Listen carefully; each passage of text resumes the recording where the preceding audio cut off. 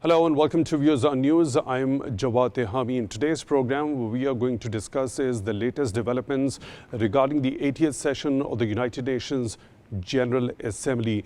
A lot of speeches have been made with some very important points to be discussed, which we'll be taking the analysis on during the course of our conversation in today's show. As we speak, Iranian President Mr. Masoud Pezeshkian has made a speech. We'll also be talking about on the sidelines of this 80th session of the United Nations General Assembly. President Trump hosted a summit for the Arab and Islamic leaders. We'll also be talking about that particular development, which was termed as being successful by President Donald Trump. And he also said that he was honored to have met the leaders from the Arab and Islamic world. We also saw a statement that came from Turkey's President, Mr. Recep Tayyip Erdogan, saying that he was pleased with the fruitful meeting between U.S. President and Arab and Islamic leaders on ending Israel's war in Gaza. Now, the leaders in that particular meeting were from Egypt, Indonesia, Jordan, Pakistan, Qatar, Saudi Arabia, Turkey, and the United Arab Emirates. So we'll also be talking about as to what could be the possibility of there is a plan which of course hasn't been shared officially as yet, but there are certain media reports which allude to the fact that there is a certain plan by President Donald Trump, and there are certain points which need to be discussed and understood if those particular possibilities could be happening in the future. Now, primarily talking about the speech as we speak is being made by Iranian President Mr. Masoud Pezeshkian. In his address to the United Nations General Assembly, he said, let me quote, "Let us behold the past 2 years. The world in these 2 years was witness to genocide in Gaza, was witness to the destruction of homes and repeated violation of sovereignty and territorial integrity in Lebanon, was witness to the destruction of Syria's infrastructure, was witness to assault against the people of Yemen, was witness to the forced starvation of the children in the arms of their mothers, was witness to the assassination of Iran's scientists." And he has also had begun by referencing what he called the golden maxim, which extend across several religious texts, that which would not approve for yourself, do not approve for others. There are a number of other important points Mr. Masoud Pezeshkian has made in his address to the 80th session of the United Nations General Assembly. This is what we are going to talk about in detail with our esteemed panel of guests who are joining us both in the studio as well as online. In the second segment, we'll be talking about on the sidelines of this 80th session of the United Nations General Assembly. Prime Minister Shehbaz Sharif had a meeting with the IMF Managing Director Kristalina Georgieva, as well as the World Bank President. And we'll also be talking about what has been urged by Prime Minister Shehbaz Sharif in the meeting with the Managing Director of the International Monetary Fund in particular. For the first segment, we are honored to be joined in the studio by Dr. Nouman Sattar. He's expert foreign affairs. Dr. Sattar, thank you very much for your time, for being with us on the show tonight. Really appreciate that. On the video link at the same time, we are honored to be joined by Mr. G.R. Baloch, his former ambassador. Mr. G.R. Baloch, thank you very much for your time also, for being with us on the show tonight. We really appreciate that. Dr. Sattar, if you allow me, let me begin the discussion with Mr. Baloch. Mr. Baloch, as we speak, Iranian President Mr. Masoud Pezeshkian is making the speech. You would have also heard very important statements have been made by him. How are you looking when he has slammed the atrocities which have been perpetrated with impunity by Israel over the last 2 years in Gaza? Also, the kind of aggression Israel unleashed against Iran in June. He also talked about that particular aggression in his particular address, terming it as savage aggression. Thank you, Mr. Jawad. Bismillahir Rahmanir Rahim. Before I go on to put up my humble comments on the very thoughtful and a statesman-like delivery and content of the president of our brotherly country, Islamic Republic of Iran. There are three major principles on which United Nations was found, and it was found at the end of the Second World War, the most bloodiest event in the human history. over 20 million people perished, which included civilians. Majority was civilians. That's very shocking. So the three golden principles on which this prestigious institution was found, and for which I was so proud to be representing Pakistan as well as a counselor back in 90s.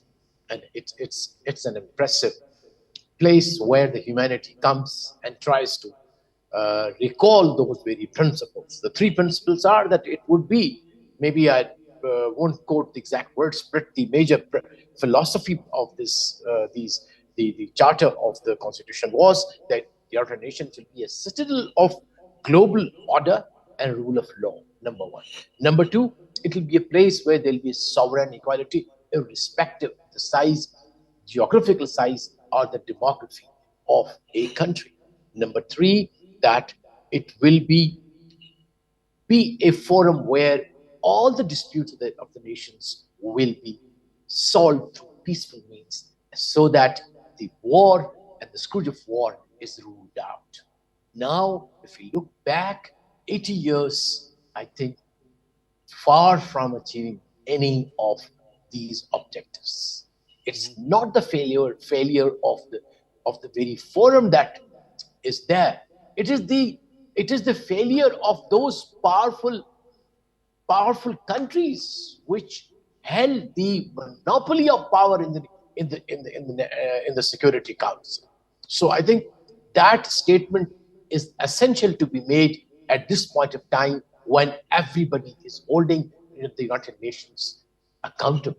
I think the accountability has to be, the blame has to be where it lies. And this is where there's a problem of distortion. Everybody comes and right on the floor of the United Nations says that United Nations has failed. No, sir, United Nations has not failed. It has provided, I'm witness to it, how 24/7, that is a place which never sleeps. I remember attending session going beyond the midnight. It is the failure of the community. What is exactly required when we specifically talk about the long-standing issues, unresolved issues globally, when we talk about the question of Palestinian territories and the illegal occupation in the Indian illegally occupied Jammu and Kashmir? What about the role and the responsibility of the United Nations as far as its efficiency over the last 80 years is concerned? Again, I'll say the problem is that the order under which, or the culture of rules under which the United Nations functions is like a layer of the Second World War. Those winners, they have the monopoly. Therefore, unless there is a democratic dispensation, that the General Assembly is much more powerful, which actually represents the 9 billion people on the earth. That should be the ideal scenario, Mr. Baloch. That should be the ideal scenario when there are world leaders who have gathered, as far as this organ of the United Nations is concerned, the General Assembly. The high-level debate happens every year. There are issues which are highlighted by the world leaders over there. But when it comes to that mandate of the United Nations Security Council, whatever the resolutions does it pass, they have got that binding force. So what is actually required in order to democratize that particular organ, the United Nations Security Council? I'll come back to you for your deeper understanding regarding that, and what sort of efforts are required to be made to head into that particular direction. Dr. Sattar, before heading into what exactly has been said by President Trump regarding as to the situation in Gaza is concerned, he has also hosted, along with the Emir of Qatar, the Arab Islamic leaders, and that particular summit he has himself said has been successful. There are positive comments by Turkey's president as well. Pakistan's Prime Minister Shehbaz Sharif also attended that particular high-level summit. Before heading into that, now the statements which have come from Mr. Masoud Pezeshkian, Iranian president. First of all, he has slammed Israeli atrocities in Gaza. He has also talked about the aggression Israel tried to unleash by targeting Iranian territory and sovereignty back in June. He has also condemned Iranian aggression against the state of Qatar. He's also at the same time talked that Iran has never sought and will never seek to build nuclear bomb. How are you looking at these particular statements initially, and then we'll go into detail about those things one by one? I think you have used the right word when you say the president has slammed all these actions, and we've seen all these actions taking place in the last few months, and somehow that's what we have just been talking about with the former ambassador, that these actions, these very strong actions, like he has talked about starvation, as you mentioned, atrocities, etc., and violation of sovereignty of not just one country, but more than one country, Yemen, Syria, Lebanon, etc., and of course, Iran. The point is, all these atrocities, violations of international law, they have somehow gone ignored, and I would say ignored in the sense that the world community knows that that's wrong, but still it has not been able to take a very strong position against these violations, and somehow the mechanism on which we have the UN is based, and on which we were just talking about it, on which there is somehow a consensus among the major powers. So you have also used the word mechanism. What mechanism should be there? So there is no mechanism that we see to stop aggression, to effect a ceasefire, or to end these conflicts. So what he has pointed out are all these are facts that has been going on, and of course these are, I would say, deadly violations against people, crimes against humanity, etc. And somehow, I won't say they have been accepted, but they have, the world community is somewhat at a loss, like how to approach the country that's committing these, like Israel, or the UN, because UN has not been able to take a very strong position or a very effective position in ending what has been going on. Okay, Dr. Sada, I'll come back to you regarding that particular Arab Islamic Leaders Summit hosted by President Donald Trump. Let me once again go back to Mr. G.R. Baloch. Mr. G.R. Baloch, how are you analyzing these particular statements during his address by Mr. Masoud Pezeshkian during his address at the 80th session of the UNGA? Yeah, I heard his speech. I was also preparing for your program. It was, my first reflection was that is where a civilization over 3,000, 5,000 years old, even they claim to be 10,000 years old, should speak. He spoke of humanity. He spoke of the universal values. He quoted from Torah. He invoked those subtle value system which binds and brings the human society together. And obviously, he spoke about the injustices meted out to Iran and many other countries, and to the horror of the people who witness history. The majority of that horror has been inflicted on Muslims and Arabs and Africans. Why Global South continues to be deprived of their legitimate rights? We aren't asking anything extra from this world or from the United Nations. The United Nations has to now stand. The world community had to stand and hold those values, those principles, and the charter of the United Nations, to which they were promised when they became the members of this august organization. These countries were given this assurances that it will stand for the weakest of the weak in the world. They will stand with the smallest of the country if its sovereignty is violated. Qatar is bound by Israel, and what happens? Yes, resolution did come, but can we prevent Israel even to go further and not bomb again Iran or Yemen or Syria or Lebanon, and even threaten some of the distant Muslim countries? So I think the United Nations is at indeed an inflection point. It has to decide that it has to have its credibility as a organization of the human, which ensures the implementation of the very values for which the human civilization stands. Right, I get your point. Mr. Baloch, I seek your pardon for the interjection over here. After this particular Arab Islamic Leaders Summit hosted by Mr. President Donald Trump, do you think an end of Israel's war on Gaza is in sight? There is a highly likely possibility of something on that particular front happening after this particular summit, which has been termed as being successful by President Trump himself. Say, if I was to please myself and those audience who are listening, I would say, let's hope that he succeeds. But the reality of Israel today, the reality of the support, blind support to Israel versus atrocities, for which the international community is equally responsible as the fascist regime of Israel is. So really, while I am cautiously optimistic that it might happen, but it will only happen if the Muslim community, the Muslim nations, the Arab nations, and the nations of the South stand together, which there are signs. This is something positive that has come out of this dark chapter of the human civilization, at least in the living memory. The kind of atrocities have been committed on the people of Gaza. In just 1 month, Israel bombed 6 countries, Muslim countries, and nobody is there to stop that country to not to do it. The international community comes up with a resolution in the Security Council. Everybody agrees, but one powerful country.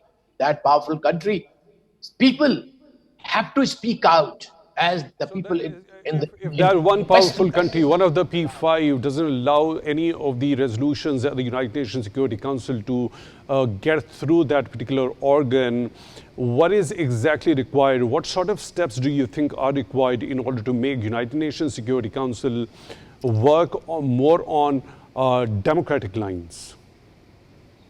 Well, there are several proposals. In fact, when I was there, I was part of a committee which was first time found for the reforms in the United Nations. So I think the fundamental thing is that it has to represent the changes that have come in the world. There are middle powers, there's a demographic change, and there are a lot of absences. The entire African region is absent from the Security Council. The entire South is kind of not represented at all. It's only those 5 winners they have there. We must not forget that a major country was left out of it because of the realpolitik. China, for 20 years, was not allowed, but a small proxy was made to sit like a China. So I think this culture of hypocrisy, double standards, and two system has to go. If rule of law is for A country, it must be for B country. It cannot be an exception.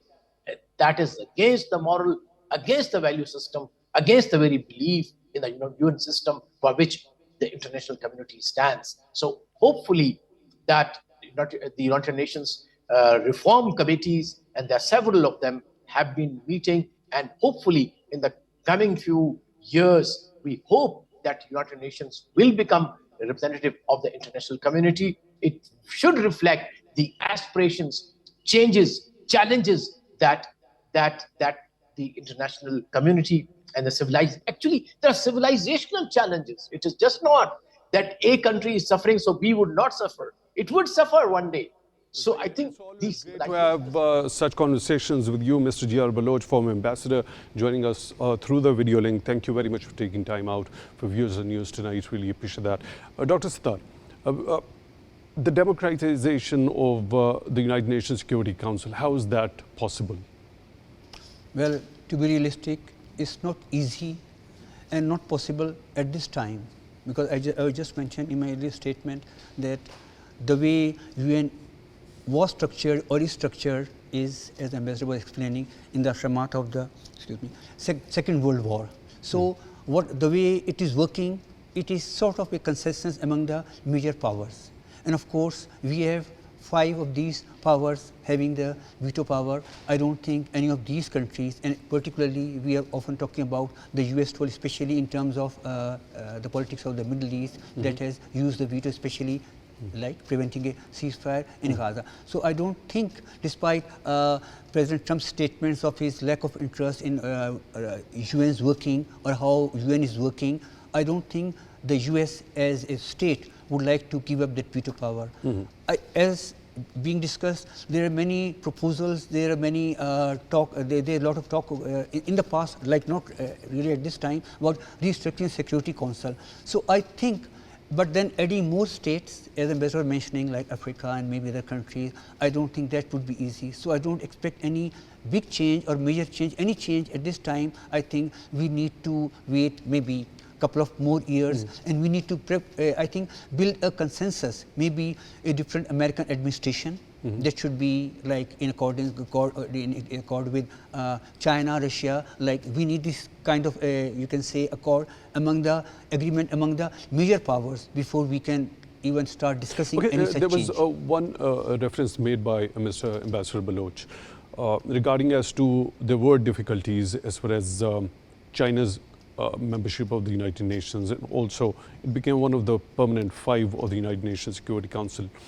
How did that happen? And he also alluded to this particular fact that China had to wait for at least 20 years at that particular point in time. What exactly led China to become the member? What was exactly done at that particular point in time? Can there be a repeat of that particular process at this particular point in time when we talk about the UN Security Council being democratized? Okay. We go back into history, end of Second World War, and Taiwan was with the Allied powers on the side of the Americans as they won the war. So, of course, when UN was being structured, it was part of those discussions when the UN was being formed. And of course, time passes, and of course, China emerges.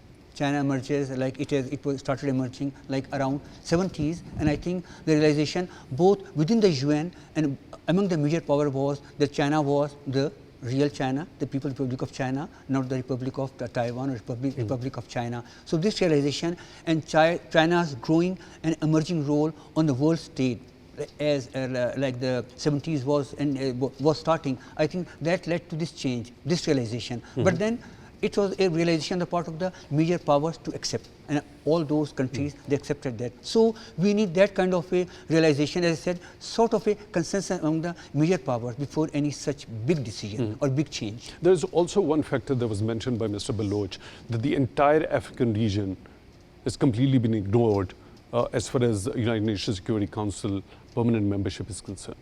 Is there anything that can be done on that particular front also? Or could there be any sort of a possibility that Africa collectively could send one representative that could be there at the United Nations Security Council as one voice, collective voice, not in form of one nationality, but rather in form of a multilateral group that could emerge from Africa and become the permanent member of the Security Council? Is that doable, a possibility of that sort? 2 simple points. I don't see it is very doable. 2 reasons. One is it won't be easy to have a consensus among the whole continent to have one voice. Secondly, but there is a multilateral organization, yes, African Union, already there, yes, right? But then that role has to be accepted by the other major powers. So there are 2 major reasons. So I think what works best is to have a country like a major country. I mean, Nigeria has been discussed as that, but then even that won't be easy considering the geopolitical and geographic differences. Like we have North Africa and South, East, West, of course, there's great differences. So would Nigeria really represent the whole Africa? So in a way, what thing that was settled in 1945, it was a consensus. So the way the world is going and the way like we see so many differences among major powers within continents, like let's talk about South Asia and even Asia and Europe, I don't think it would be easy. It's doable at this time. Right. Let me proceed towards another participant, Mr. Anas Malik. He's a journalist. He's joining us all the way from New York, United States of America. He's there over there to cover the 80th session of the United Nations General Assembly. Anas, thank you very much for taking time out for Views on News tonight. Really appreciate that. First of all, what have been the major discussion points during the speeches and addresses being made so far at this particular very august podium of the United Nations General Assembly? Well, thank you so much, Jawad, for having me on the show. I'm standing here inside the UN. This is a media tent or a media city that has been set up. And beyond these walls is the UN building, the main building where the General Assembly session is ongoing. This year's theme is basically that reflects of the 80 years of the United Nations that have been, since it's been there, since it's been in existence. And this year's theme is basically an addition to what the UN has been doing. The theme says that UN at 80 years, better together for peace, development, and human rights, and more. That's what the focus has been of the speakers. Today is day 2 of the UNGA high-level week. Today, the key speakers have been, as of now, that who've already spoken is President Zelensky of Ukraine and President Pezeshkian of Iran. We're also expecting, and that would something be that could be very closely washed out, would be the address of Ahmad al-Shara, the head or the president of a new Syria, as they say. That's something that is to be watched out because he is the one who will be addressing the forum, this August forum, for the first time in his current capacity. That being said, I think there is a mixed bag of issues that are being talked about by the countries, depending upon their own interests. For instance, President Zelensky of Ukraine, a short while back, he spoke about the ongoing Russian aggression against his country and the need to have the need to have peace. At the same time, they need to be equipped more in order to fight the Russian aggression, in his words. That was his focus. The Iranian foreign minister, he denounced the Israeli aggression. He spoke about that at length. He denounced the fact that how his country would not be deterred by sanctions and that blackmailing would not work. Similarly, the US President Donald Trump yesterday, when he was here at the UNGA, at the General Assembly session, he spoke at length with regards to his issues. Of course, that has been fact-checked quite a lot of times by international news outlets, including that from his own home. But he spoke for about 54 minutes from ranging issues. But I think the highlight of his address was the fact that how he was hinged on the fact that he would want to bring the convention to avoid the formation or occupancy of biological weapons. Jawad? Right, Anas. Now, when we specifically talk about during these addresses, during this very 80th session of the United Nations General Assembly, at the very same time, on the sidelines of this very session, the issue of Gaza, there's been talked about now. There are a lot of speeches which are very much anticipated. Also, we also saw that very Arab and Islamic summit hosted by President Donald Trump, which he termed was very successful. A positive comment came from Turkey's president as well. Also, we have seen a major development in many European countries recognizing an independent Palestinian state over there, including France, the UK, Australia, Canada, a number of other Europeans as well, which has also been not very much liked by the US and Israel. After that recognition, what is generally the sentiment over there among the leaders during this session regarding the situation in Gaza? Well, it's a mixed bag. Remember, out of the 194 countries here in the UN, about 100 odd countries are the ones that recognize Palestine state as a state itself. So these 17 European countries that started from Portugal, the recognition of Palestine as a state, and that has had a trickle-down effect, that's been rejoiced. At the same time, there's been a lot of critique on the United States for the very fact that it violated its own laws and its own conventions, but by now not granting a visa to Mahmoud Abbas, the president of the Palestinian Authority, the Palestinian Republic or the Palestinian Authority. With that, there is, of course, critique, as you rightly mentioned, coming in from the United States as well. But I would just take you back to the meeting yesterday that took place. And I was there outside the United Nations Security Council hall when President Trump had walked in. He was quite jubilant. He said, and I quote, that this is a very important meeting happening on Gaza, unquote.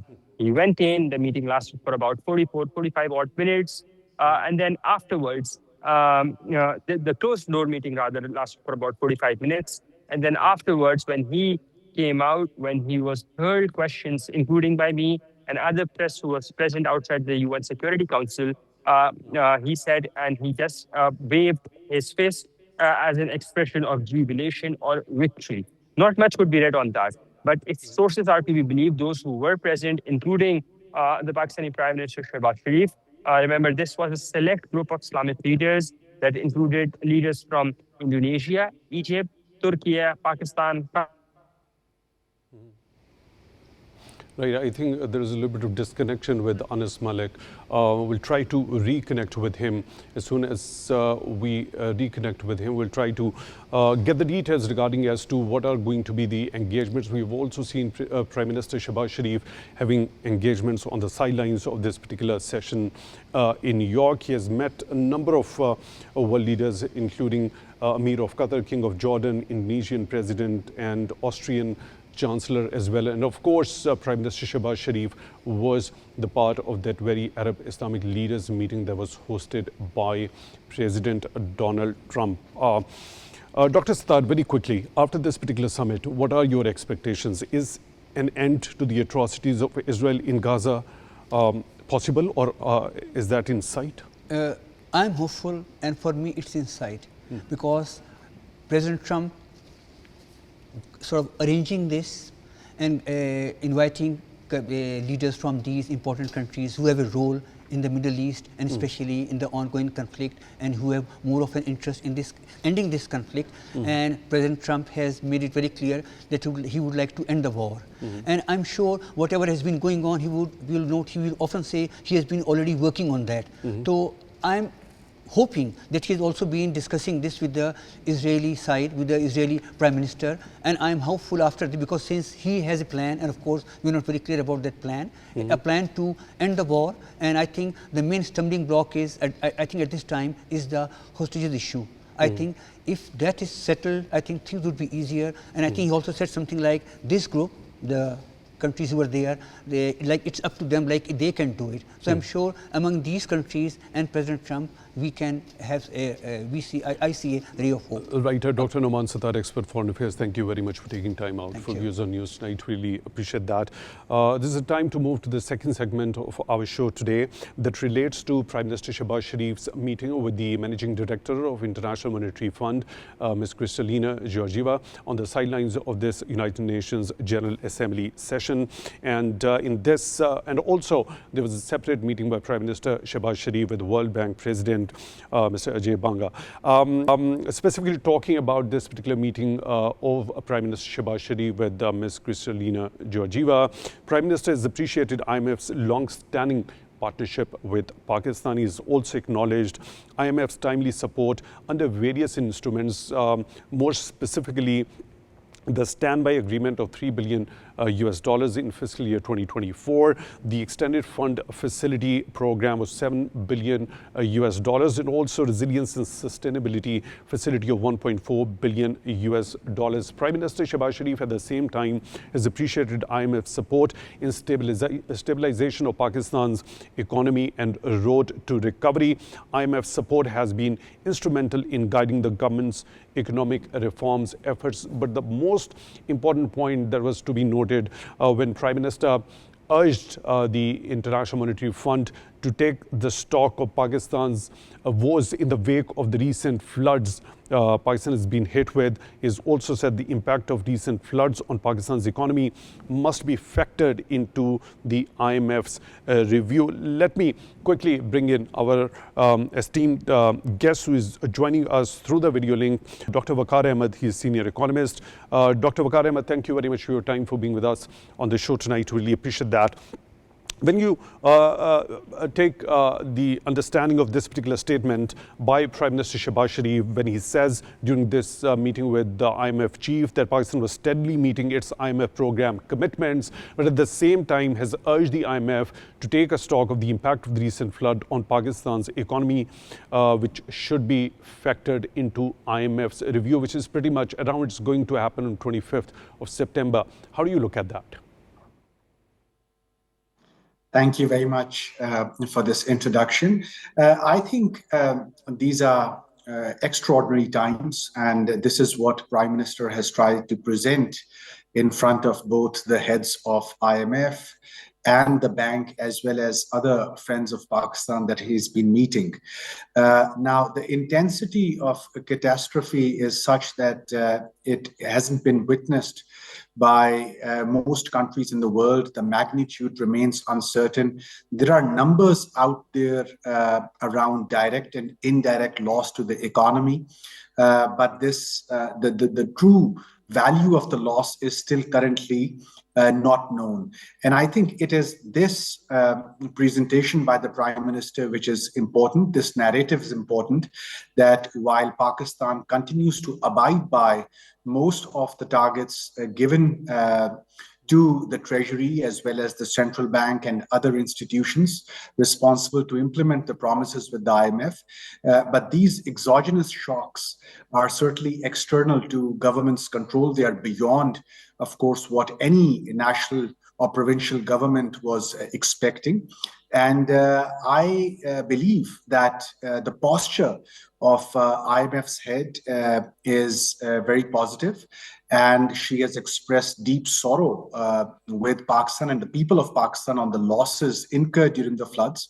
And I'm sure that they'll consider not just the targets which are supposed to be reviewed in the review meetings that start in about 2 days' time, but also I'm hoping that they'll relax the conditions for the next quarter as well, given that Pakistan's overall GDP target is under pressure.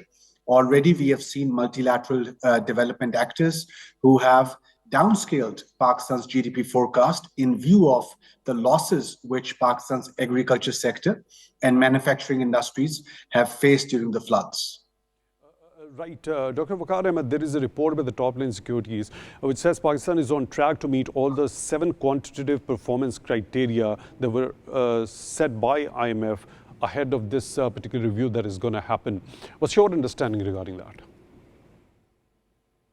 Yes, I think as regards the quantitative criteria, Treasury has done a stellar job.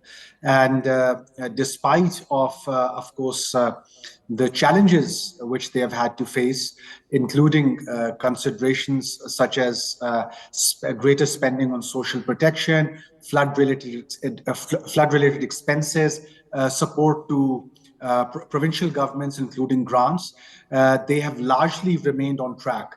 My only apprehension is in 2 domains. One is the governance-related measures, which the fund has asked us to take. The other is, of course, the reform and plugging of leakages of state-owned enterprises, which of course Pakistan is committed to undertaking. But it's a political question of how fast we can sort of manage or turn around some of the state-owned enterprises, which IMF would like to see out of the financial red.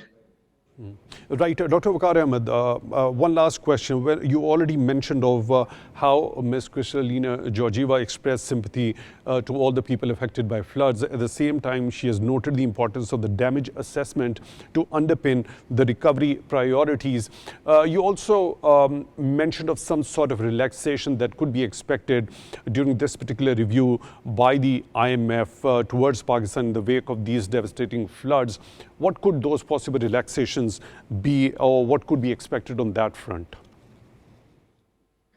I think we can make a very strong case for relaxing the burden of electricity and gas bills on the poorest strata or the lower income middle group. I'm hoping that the burden of those electricity bills could be relaxed for some weeks going forward. Second is that at least 3 of the provinces and their budgets are under strain. They had to expand their relief and rehabilitation expenses. So one hopes that not only IMF relaxes its conditions around the fiscal conditions, but we hope that the multilaterals, including the World Bank, pitch in to absorb or to support with some of the relief and rehabilitation expenses which have ballooned due to the scale of the magnitude. Then I think IMF should also help Pakistan in sort of getting some development finance for the next year's agricultural support. I see a very discouraged farmer going into the next season and the season after that, given the kind of losses that they have sustained and the fact that they are unable to predict even in the next season, or their working capital is under constraint. They may not be able to afford the inputs required, the raw material inputs required for the next season. This is where we hope that IMF will convince the bilateral and multilateral donors to come forward and provide some short-term funding facility to support the agriculture sector of Pakistan. Writer Dr. Waqar Ahmed, senior economist, joining us through the video link. Thank you very much for being with us on the show tonight. Really appreciate that. Let me just mention this particular commendation made by Kristalina Georgieva, the Managing Director of International Monetary Fund, regarding Prime Minister's commitment to pursuing sound macroeconomic policies, and reiterated the IMF's continued support as Pakistan advances the necessary economic reforms to ensure sustainable long-term economic growth. With that note, we come to the end of today's show. Till the next one, take good care of yourselves.